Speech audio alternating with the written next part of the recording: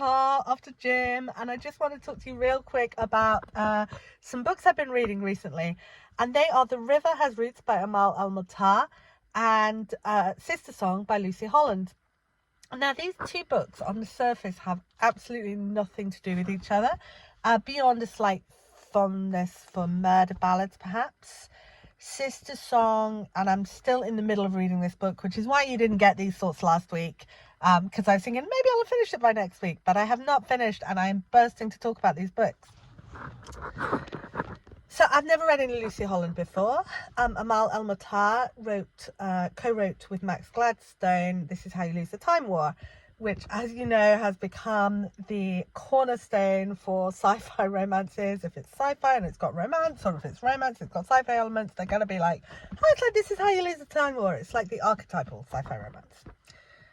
The River Has Roots is not sci-fi, but there is romance. The River Has Roots is a modern fairy tale between a love story between siblings and a love story between one of the siblings and her fae lover.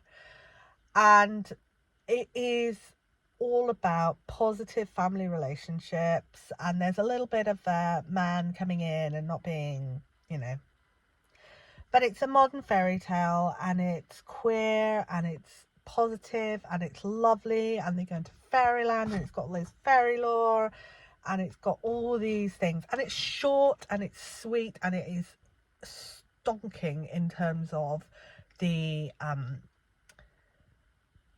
way it makes its presence felt. It really punches above its weight in terms of, I think it's about 200 pages long. It's a fantastic book. I really loved it. Really recommend it. Sistersong by Lucy Holland, and I'm listening to this on audiobook, is a historical fantasy about the Saxons are coming. It's about the invasion of Christianity. It's about the taking of magic from the land. It's about Merlin and men who betray you, and yes, siblings. Because what these two books do have in common is that they are both retellings of a folk song called The Two Sisters. So The Two Sisters, and actually they're retellings of slightly different versions of The Two Sisters.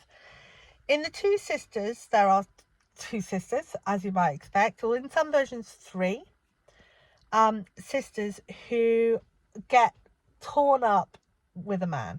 There's a man involved, and the man kind of tries to play both sides, like he's not really sure which sister he wants. But both the sisters want him, and they end up fighting over the man, and the older one ends up killing the younger one. In some versions, she turns into a swan. I'm not sure that she does it in every version, and that is at least alluded to in both books. That in all versions, she comes back as a harp, and she sings the tale of what happened. She accuses her sister in front of all the assembled courts and whatnot. So in the original, it's sometimes she's their miller's daughters, sometimes they're king's daughters, and that's true in these book retellings as well. In Sistersong, they're king's daughters. In The River Has Roots, they sing to the willows. They have a more magical job than just milling. But they help with agriculture. And I just think it's really fascinating. Like, both of these retellings, like The River Has Roots is a more close retelling in some ways, but it also has a very, very loving relationship between the two siblings.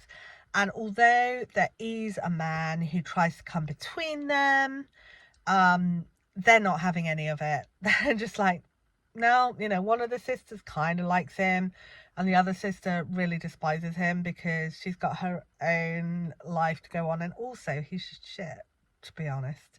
He's complete dickhead. And there's the whole, like, time goes differently in fairyland and where you might chase your dreams. But the reason, well, I'm not gonna, I think that's slightly spoilerish what I was about to say.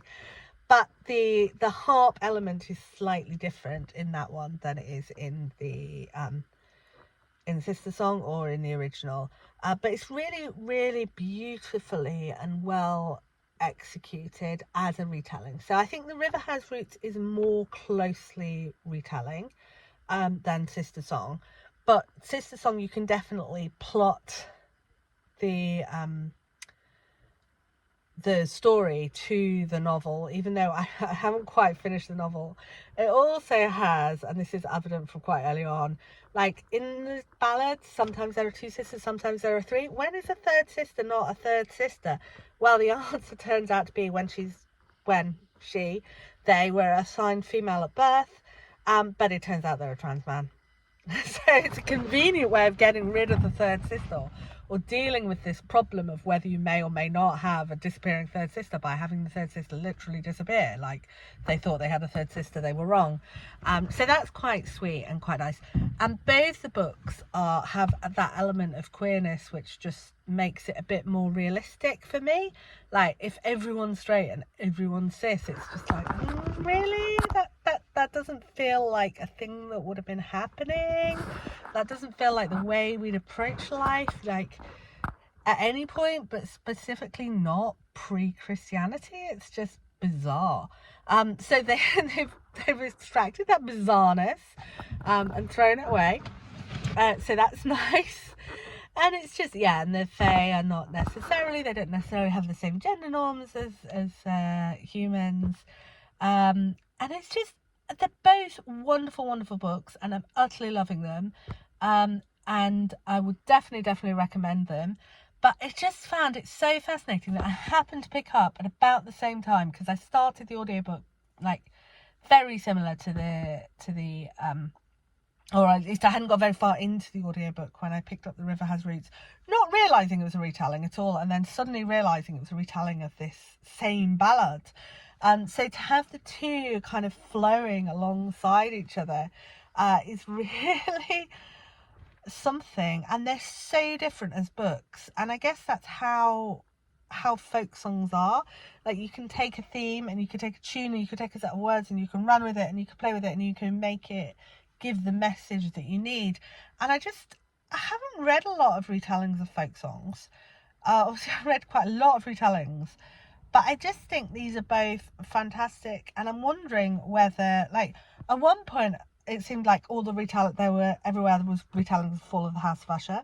And I'm wondering whether The Two Sisters is the next big thing, or whether I just happened to get lucky, or whether folk songs in general are a lucky thing. In fact, I was listening to the radio earlier on, there was Drake's song came on, and it started off as a murder ballad, and I was like, okay, a murder ballad's coming back onto Radio 1. Anyway, so yeah, go and listen to that if you want to get yourself in the mood. But this whole murder ballad thing is, it's such a way to reclaim power, especially for women. And I think that's a really useful thing in our past, but also in our present and our future. And I think these books reclaiming power through the medium of retelling murder ballads, but also through the medium of giving voice to historically forgotten people, like the trans man in Sistersong, or the two girls who actually did not need a man, and they were quite happy living their life the way they were before the man got involved, and then one of them ended up like with the Fae lover. Anyway, I'm really trying desperately not to give too many spoilers here, but it just feels really powerful and loving and positive. And so I definitely wanted to get that out here with you. So I'm not even going to bother editing this, I'm just going to put it straight up. And let me know what you think, whether you've read them, whether you know any other, or whether you have thoughts about murder ballads. And I will see you soon. Bye.